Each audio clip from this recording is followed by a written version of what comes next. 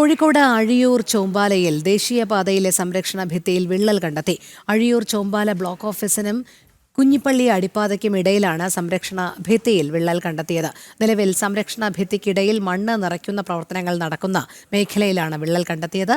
സമാനമായി നിർമ്മാണ പ്രവൃത്തി പുരോഗമിക്കുന്ന തിരുവങ്ങൂർ മേഖലയിലും ദിവസങ്ങൾക്ക് മുൻപ് സ്ലാബ് തകർന്ന റോഡിലേക്ക് വീണിരുന്നുവെന്ന് പ്രദേശവാസി പറഞ്ഞു.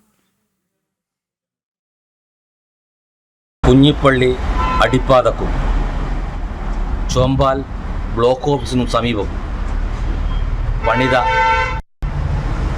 ദേശീയപാത അതോറിറ്റി നിർമ്മിച്ച ഭിത്തി നെടുക പിളർന്നിരിക്കുകയാണ്. ഈ ഭിത്തി സർവീസ് റോഡ് സമീപമുള്ള ഈ ഭിത്തി നെടുക പിളർന്നതോടുകൂടി തന്നെ ഇവിടുത്തെ ദേശീയപാത നിർമ്മാണം ആശങ്കയിലായിരിക്കുകയാണ്. ഇവിടെ മണ്ണിടൽ പ്രവൃത്തിയാണ് ഇപ്പോൾ നടന്നു വരുന്നത്. ഈ മണ്ണിടൽ പ്രവൃത്തി പൂർത്തിയാകുമ്പോൾ ഈ സംരക്ഷണ ഭിത്തി തന്നെ തകർന്നു വീഴാനുള്ള സാധ്യത ഏറെയാണ്. അടിയന്തരമായി ഈ കാര്യത്തിൽ ദേശീയപാത അതോറിറ്റി ഇടപെടണം.